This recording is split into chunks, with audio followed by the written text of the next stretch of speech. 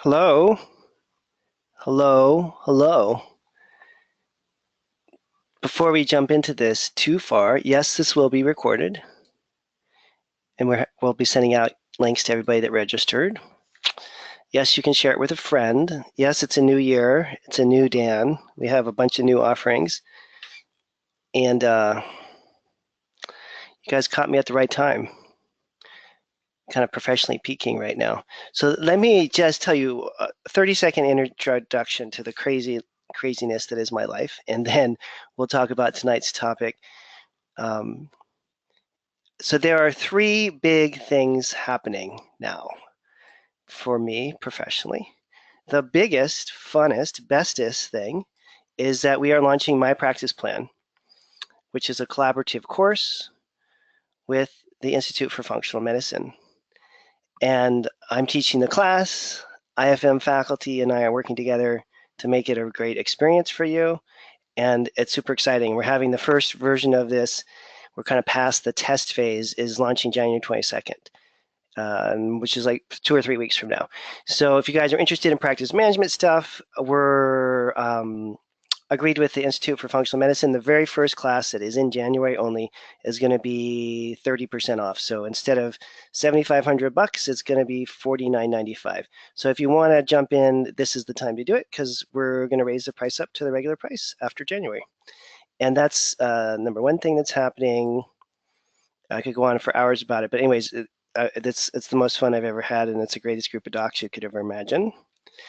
The second thing that's happening is that we're upgrading, updating, renewing our advanced class, the 6-month organic acids course. And I've been doing a 2-year mentorship of my own, working with Dr. Richard Lord, who has been teaching me everything he ever learned in the last 35 years.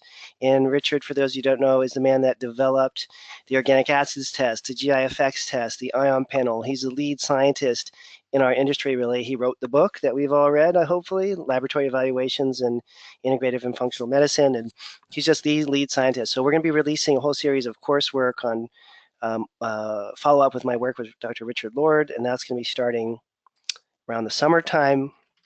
If that wasn't enough, I've had the great good privilege to meet Michael Cohen. I've actually known Michael for 5 or 6 years, and he and I are co-teaching My Practice Plan. So there's a lot of legal content in the My Practice Plan course, and then he and I are collaborating on some other work that we'll also be releasing in the spring and summer.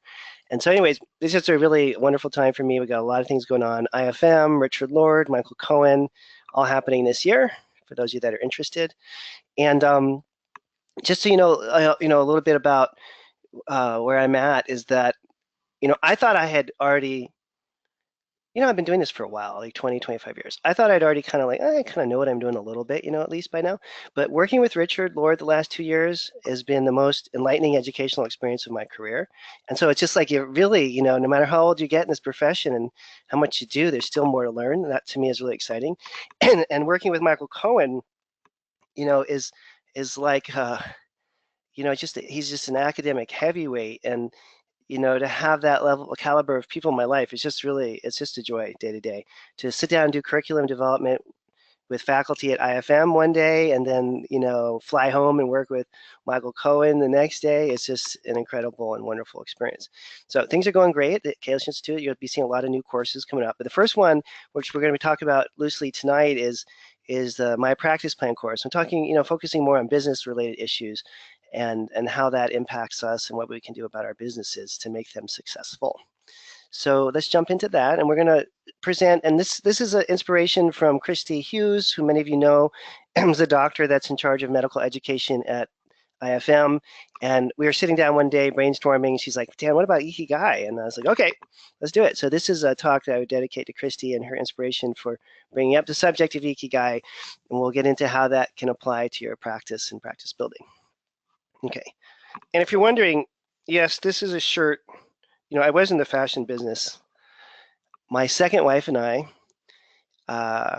who I've been divorced from for a very long time, thankfully. But when our marriage was going great, we opened a fashion business, if you can believe that. And so we would go to Paris and London and New York on a regular basis. And this is one of my last shirts that's left over from the Paris year, so I thought I'd wear it tonight. It's a little special Parisian cotton, beautiful shirt. Okay, so let us look at what we're really talking about tonight. And this is what we're stuck with, right? This is not what we wanted, but we are stuck with being a business owner. I have never met a functional medicine doctor who woke up when they were, 25 years old and said, wow, I want to go into business. What would be a great business to run? I'll become a functional medicine doctor. We have to become business owners because we want to do functional medicine. We're not using functional medicine as a vehicle to express our business skills, right? But we're stuck with this, so we got to deal with it. And there's three aspects to this that you're probably familiar with: entrepreneur, the technician, and the manager. And if you haven't read the E-Myth, this is right out of the E-Myth books. Those are wonderful books. Really encourage you all to read them. For most doctors, the E-Myth book really hits home, because you realize, oh, that's my story. And the entrepreneur is, the best part of us, and to me at least. The entrepreneur is that creative, visionary person who just, sees healing and sees goodness in people and in the world and is really trying to make the world a better place. And, very innovative, optimistic. We are the social agents, social change agents, right? And the entrepreneur is happy when they're free and they can just express themselves, and somehow magically all these ideas are going to come together. And the problem with entrepreneurs on the negative side is that you can create a lot of havoc and chaos, right? So like when I walk into my office, probably 50% of the time, am generating chaos and havoc with all my ideas rather than being super supportive, right? But you need the entrepreneurial spirit to push the business forward. So this is a necessary creative force, but you have to be tempered in how you deal with it. The second area, and this is personally my weakest spot, is the manager. And the manager, and of course the entrepreneur, the manager, right? These are all within us, right? Just like masculine and feminine is all within each individual person. So the manager within us, is that stable, pragmatic person, the person that is spotting problems before they happen, that's living in the past, like, did we pay that bill? That's really, thrives on order and organization and structure and process. And they love to execute. Managers are just happy when they know what to do when they're doing it. And they don't like change because change is instability. They want to cling to the status quo. And so that aspect of ourselves is in conflict, right, with the entrepreneur, because the entrepreneur is making messes up, and then, right, the manager is always having to clean things up. The problem is that you can't just be entrepreneurial and inspired all the time. You have to have the manager or you're not going to have a business. And so you have to sometimes express that part of yourself. And if, like myself, you're not a very good manager, you should hire someone like Larissa Ivanoff, who is my business manager, who makes up for the fact that I'm a bad business manager. Okay. So if you don't have this skill set within you, or you don't want to learn how to cultivate your inner manager, then hire somebody who's going to do that for you. But don't hire a creative entrepreneurial person to run your business. That would be the worst case scenario. Okay, the third aspect within ourselves is the technician. And technicians like to think, they like to tinker, they like to get things done. This is the person who's baking the pies in the back, right? Not the person who's making up the pie recipes, but the person who's like baking the pies and making it happen. They're happy doing one thing at a time, one pie at a time, one patient at a time, right? And they're suspicious of these other aspects of our inner self, right? Because the entrepreneur and the manager can potentially get in their way. Now, I'm actually a really accomplished technician. I like that. I like designing programs for patients. I like getting into that nitty gritty. I like figuring out why homoventilate is messed up. I like to bake the pies and make the crust and do that aspect of the work, okay? So these three aspects within ourselves, again, technician and manager and entrepreneur. Now, there are very few doctors that I have met that have all three of these skill sets fully developed. I have met a fair number of doctors who have a husband, for example. Maybe there is a woman who's a medical doc and she has a husband who's running her clinic, and she's the entrepreneurial technician, inspirational one, and he's like the manager, that's the business, kind of manager guy. And sometimes you see the reverse too. You might see a man that's a doctor that's running a practice, and he has a partner or wife that is the, focused, kind of organized person. So sometimes you see this in couples. It's very rare to see a single human being who has fully developed their entrepreneurial, their managerial, and their technical skills. And so because of that, we can get into trouble when we're running our business. Most of us are really good on the entrepreneurial side and tend to be pretty weak we're good on the entrepreneurial and technical side, and we tend to be weak on the managerial side. So that's an area that you want to really study. You should read books about management, as I have, and really try to study management to get those skill sets up. You know, um, so that's one thing, three aspects of our sort of inner psyche of a practitioner. And then there's the different phases that we're in, right? When you're a newcomer, you've been in practice for a while, or if you're transitioning from one kind of practice to another. And we see with the newcomers, tons of determination. They're not really sure what they're doing yet. They really want to make it work though, right? And they have this kind of budding practice that's coming up. There's another developmental phase that hits around the 5 to 10 year mark where people are pretty comfortable about what they know, you know, and they're now starting to scale up. And there's different sort of pitfalls that can occur during this phase. It's very hard to scale up a disorganized practice. And so oftentimes in the 5 to 10 year phase, if people haven't spent the time planning and organizing, they're going to have a really chaotic and difficult time growing the practice. Similarly, in those first 5 years, there's often not a lot of planning because people are just scrambling and trying to make things work.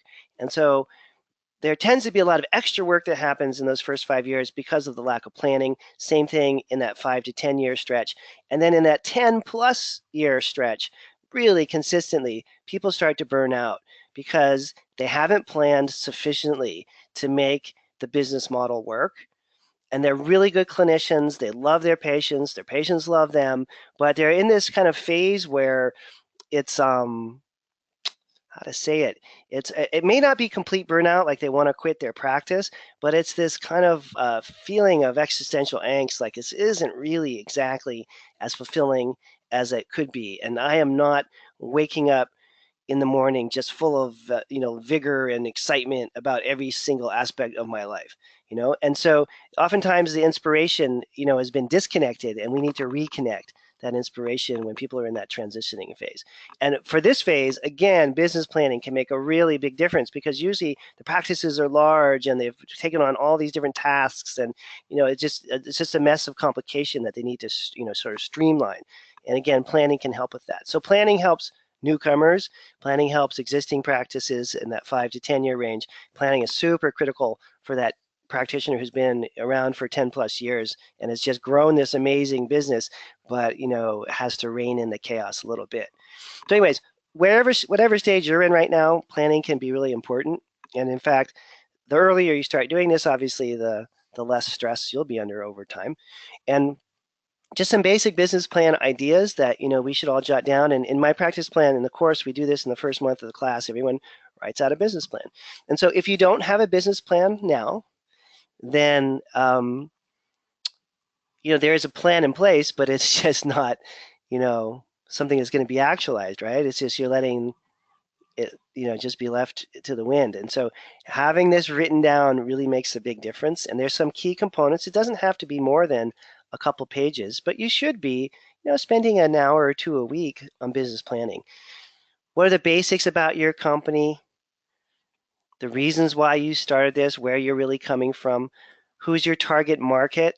We had a wonderful discussion in this morning's class, medical doctor on the East Coast, and she's really shifting her practice to work with diabetes because she loves working with diabetic patients. She finds it's really easy. She does vegan diets with them. She can reverse diabetes in her sleep. She finds it's a wonderful crowd to work with, and likes it, and it's easy. And so what a wonderful thing, to have a niche that is really going to serve a lot of different people. That her target market was really clear for her. It doesn't have to be a single disease process like that. It could be you just want to work with children, or you want to work with adults with neurological degenerative diseases, or you could want to have a general practice. There's lots of different options, but you want to think through what your target market's going to be so you don't end up trying to do everything for everyone. That's where people get into trouble. Don't want to have to do everything for everyone. And then having a really clear list of what your products and services are. When you're first starting out, this is really important so you can define what you want to do. You've been in practice for 20 years like I have. You probably just want to go in one day and just cut out half of the products and services from your clinic and just streamline things and make it more efficient, because there's just a certain amount of creep that happens in our industry, and things get more and more complicated and less efficient, and that's going to inhibit your ability to make money efficiently. And then the competitive landscape. And I don't mean competition like, you have to beat someone else, but you should know who's around and what's being done. if only so that you stay current and that you're up to speed with what's happening in your community and what's happening in the functional medicine landscape that you're living in. And then having a really clear marketing and sales strategy. And it doesn't have to be complicated. My marketing and sales strategy has always been do free classes. People come, they are interested in what I have to say, and they sign up to be patients. And I've been doing that model for 25 years. It used to be in person, now it's all online.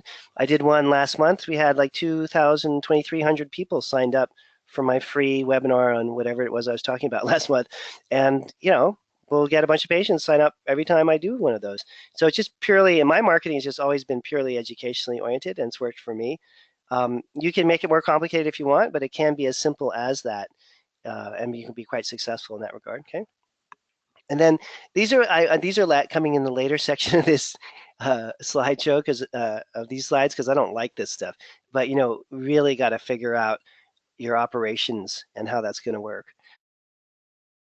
As painful and unpleasant as operations are, it is obviously the core of the business, and so you need to just have every little detail figured out, procedure manuals, steps for everything, your IT figured out. All this has to, again, for me, emotionally, this is the most painful thing, but it's super, super important. And if you ignore operations, which most of us do, you just have a really weak practice, and it just come back to haunt you in so many different ways. Okay.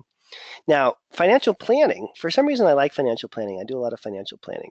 I find that interesting. And figuring out what your financial goals are, what your scheduling should be, how you're going to combine these two competing issues. One is the time that you want to spend, the other is the amount of money that you want to make. What do you want your gross revenue to be, your profit margins?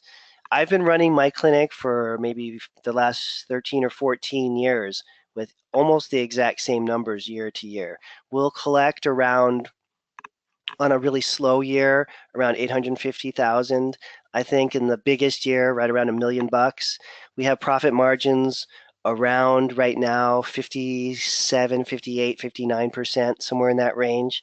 So I pretty much know, month to month it may vary depending on how much vacation time I take or if I teach a lot and travel, but I pretty much know the last 10, 12, 14 years, the income has been super, super consistent year after year after year. So I hit those targets really consistently. I don't want to make more money in my practice because I don't want to work more hours. And I don't know, 800 grand.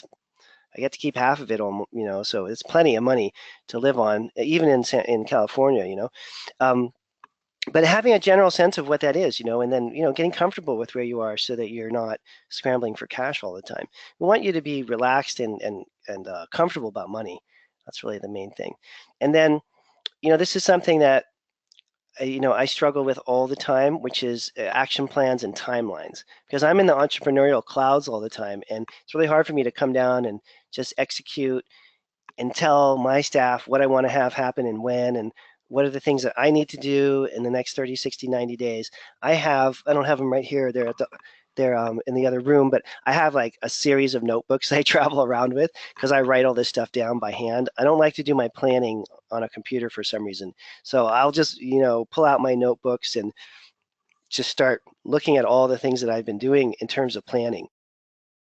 And, at the every 2 or 3 month interval, I'll sit down and I'll list out all the different projects that are in play. I'll look at my last list and I'll update it. I'll see what are the things that really need to happen. What are the deadlines that we miss? All this kind of, checking in, super, super important as part of your overall planning process. And again, these are things that are relatively unpleasant to do. And so we just skip over them for the most part, right? A lot of people just ignore these things. Now, another thing that I do, and I do this not every week, but I probably do this a couple times a month, is I set my goals out. Over all these years of doing goal setting, and my very first business coach, Lenny Coco, love Lenny, he's retired now. He's living in Hawaii in a condo with a view of the mountains and a view of the ocean. He's just a wonderful fellow, and he was my business coach for many, many years. And one of the things that I always had to do every time I had a coaching session with Lenny was he would say, okay, get out your goal list. Where are you at? What's going on?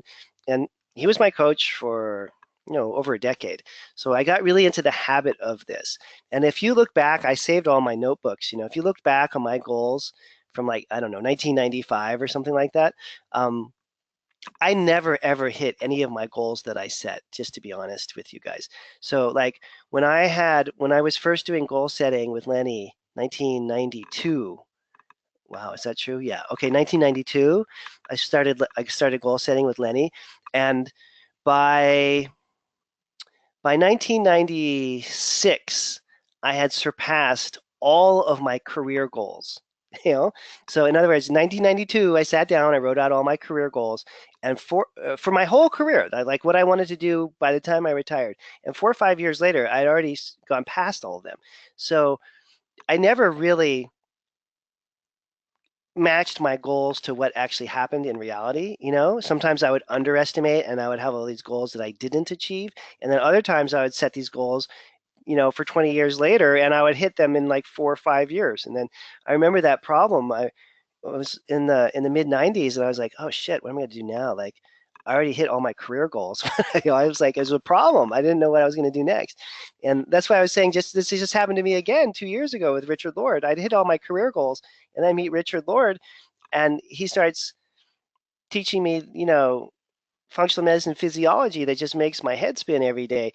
And so again, the goal setting process is not like I'm going to have this goal and I want to achieve it and then I'm happy. It's the goal setting process is a process to help you see where your mind is at and to direct you in a positive way forward. And if you surpass your goals, great. If you don't meet them, great. The key is that you want to figure out what your goals should be, and then how you're going to actualize that. And again, goal setting, I don't know how you can really progress without goal setting. There's no way to really track the level at which you're achieving what your intentions are. So I think it's a pretty important step for all of us. And I'll have a little exercise we can do in a minute here too that you can look at. So goal setting is really simple, and I do this not every week, but most weeks. And I always do this on Fridays for some reason in the morning, typically. Identify what my goals were. Well, I look at my previous list, right? That's the first thing. But then with the new list, I look at identifying the goal, the when I'm going to reach it, relating it to a value. Why the heck am I doing this anyways?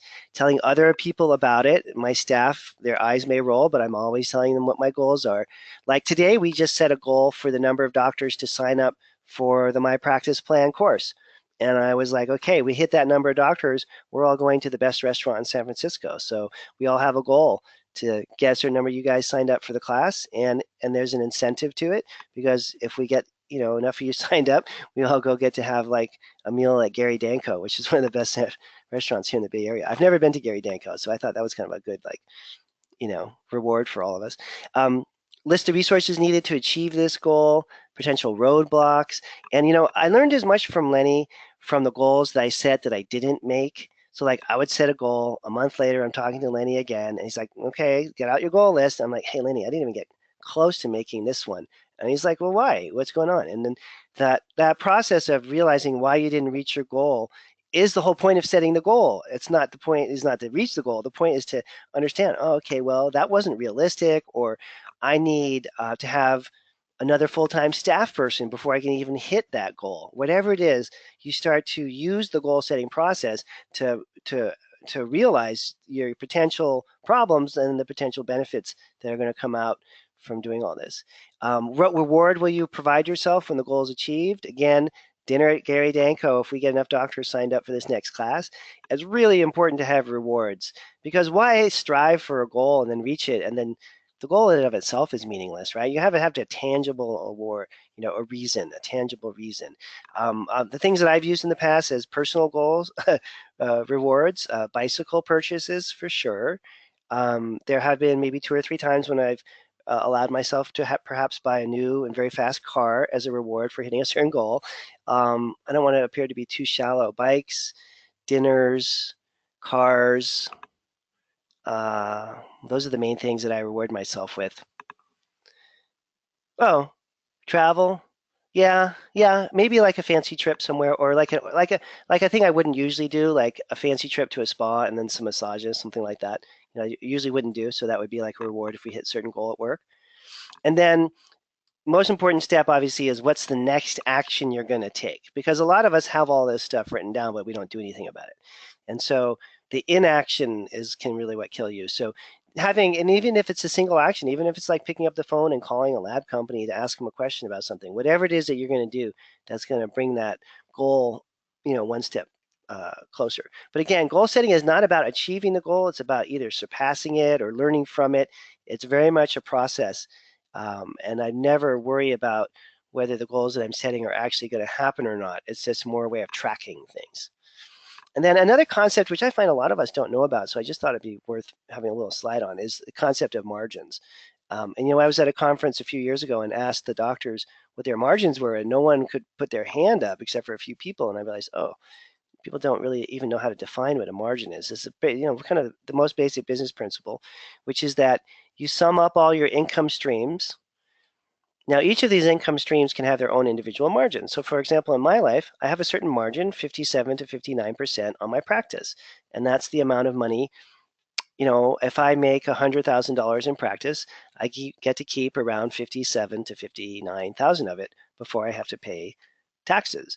Um, in the training program, we have a completely different margin, right? So depending on the income stream, you might have a certain margin from supplement sales versus your consultation time, and you really should have that figured out so you understand how much money you're making from where.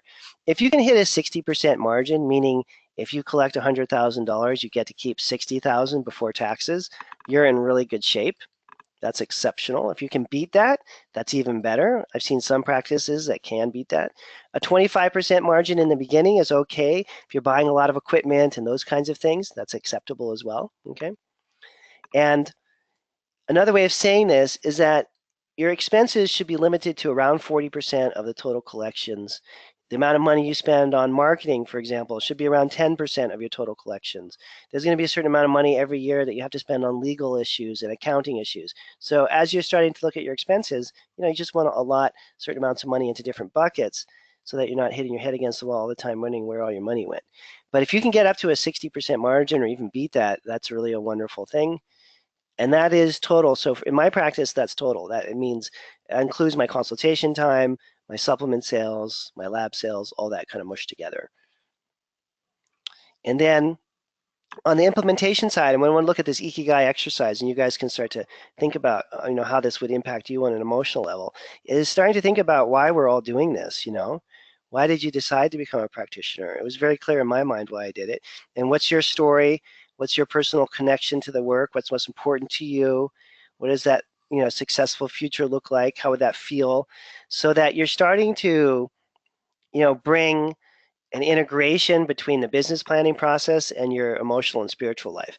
And one of the things my early spiritual teacher said to me, I don't know, maybe 10 or 11 years ago, is he said that, Dan, there was a day when my emotional life, my spiritual life, and my work life all became one. They all integrated. So his emotional or personal life, his business or practice life, and his spiritual life came together rather than being separate. And I don't mean that we're merging, and that I have personal relationships with patients because I don't, but that we can get to that point where you start to realize that you're just having a day, and you're having a day where you're meditating for 3 or 4 hours in the morning like I do, and then you're having a day where you're with patients, and then you're having a day where you're interacting with your staff, and then you're having a day where you're having dinner with your family, and it's just all a day. It's all an integrated experience so that we're not fragmented, and separated. And I think that's kind of the goal. And so when you're looking at the Ikigai diagram here, these are the questions you want to ask yourself. And I don't know if you have time to write it down right now. We'll have copies of this that you can listen to, or you can Google this and find it online pretty easily. But I think this is a worthwhile exercise to spend 20 or 30 minutes, every Friday for a few weeks until you figure out all these questions. What are the things that you really love? Contrasting that with what you're really good at. So like, for example, I love playing basketball. I am really bad at playing basketball. So not going to invest a whole lot of time and energy into basketball other than buying Warriors tickets and going to Warriors games with my son. We've seen 3 games in the last 3 weeks. I just love basketball. Okay, so you want to find what you love and integrate that with something that you're good at. So don't just, pick something that you love that you're not good at. What can you be paid for? How does that integrate these earlier questions? And then what does the world really need? And so I'm just very blessed. When I fell in love with functional medicine in the early 1990s, and I fell in love with functional medicine even before I really understood exactly what it was. It was a very strange experience.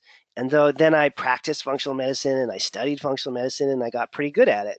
And then I realized, oh, well, people are paying for this now. Well, that's kind of nice. And then now, more so than ever, I really feel like what the world needs is functional medicine more than ever before. So for me, these questions are all answered in the same way. And I'm very passionate about it. It is definitely my mission on this planet to do this. It has become my profession and it is my vocation.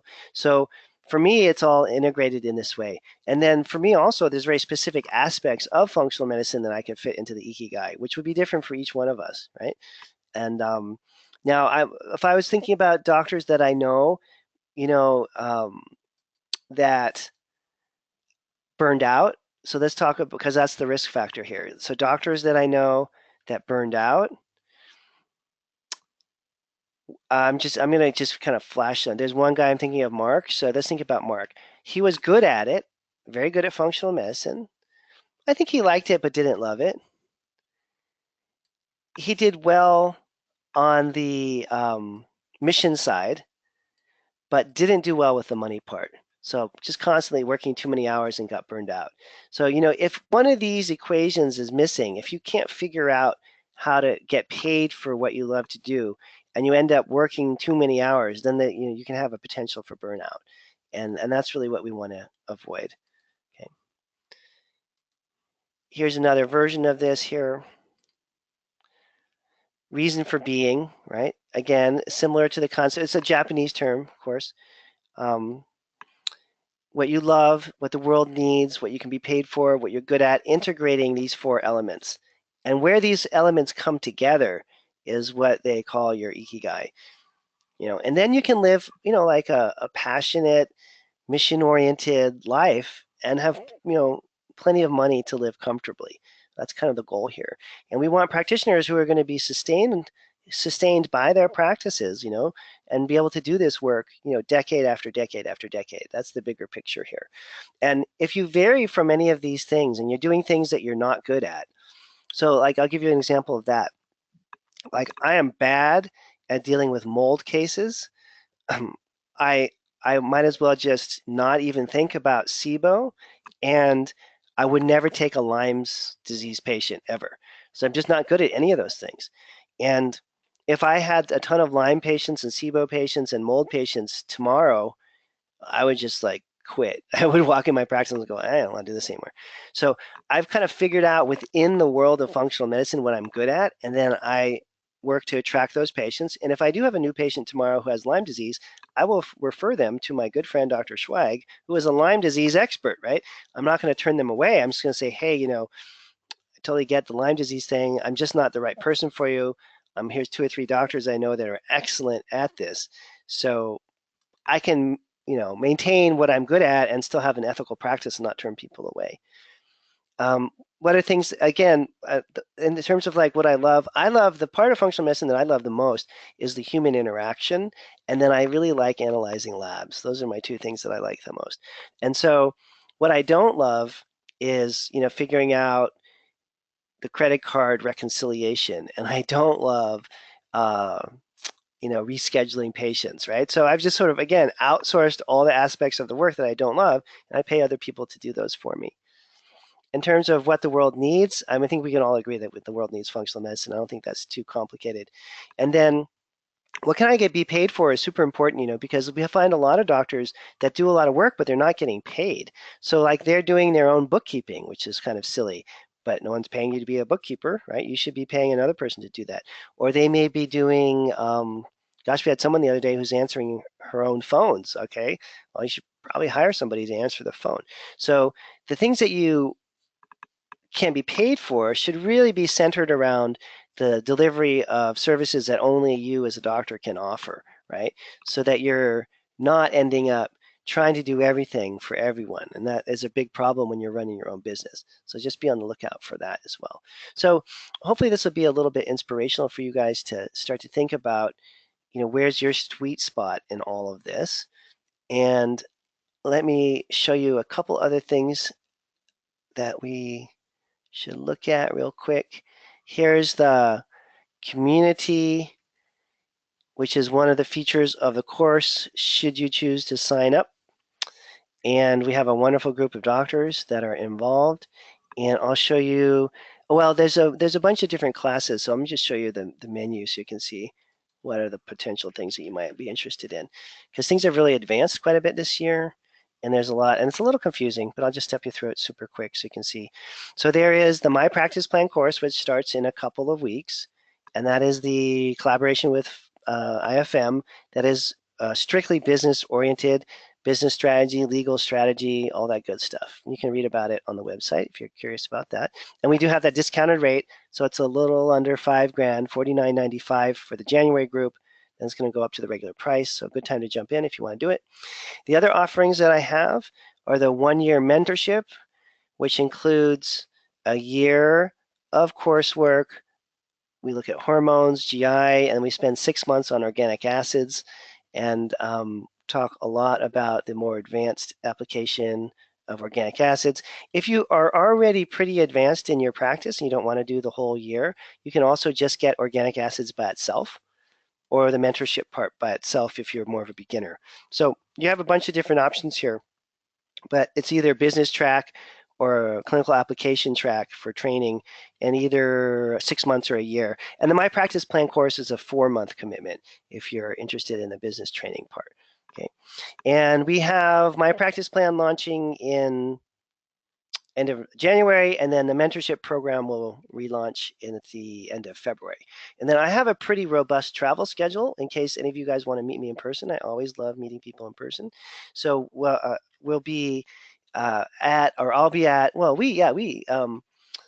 whole team will be at all the functional medicine conferences and modules and everything throughout the year. So I can show you our travel schedule quite easily because it is this schedule right here. And I'll be on the stage at these IFM events teaching the practice implementation portion of the course. And the first one is going to be in Atlanta, February 1st through the 6th. So if you're going to attend either of these, we have a chance to meet. Again, I'll be speaking at the practice implementation portion of the course. And then we're going to be in San Diego in March.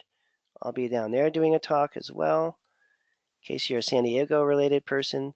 And then of course we'll be at the annual conference. We just got our booth for that set up.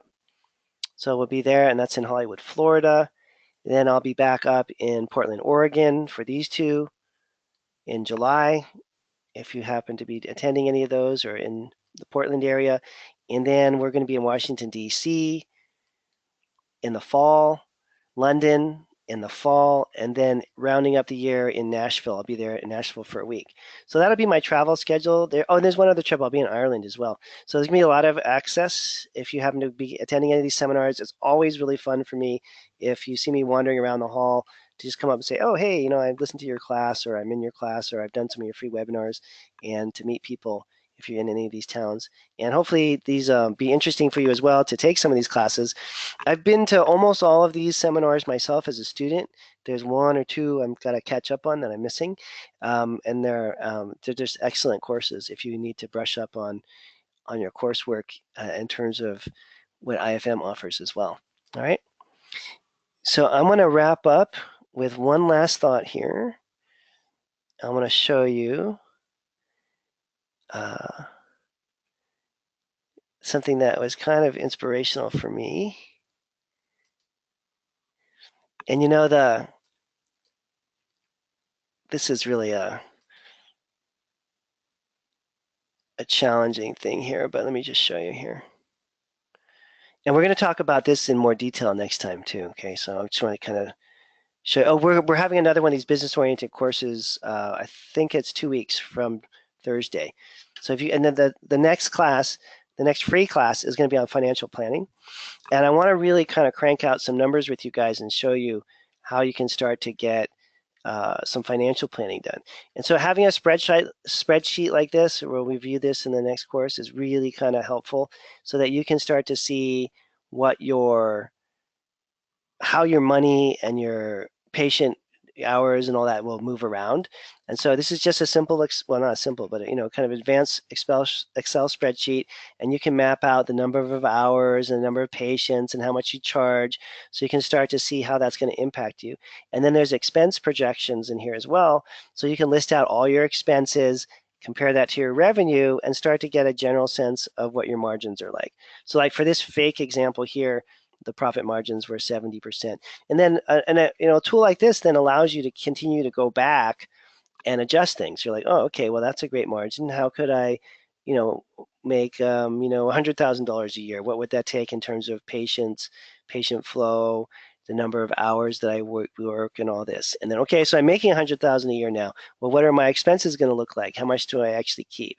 So we'll talk about this in the next free one. Again, I think it's going to be 2 weeks from Thursday. And if you guys are interested, welcome to join me then. Otherwise, have a great rest of your evening. Take care now.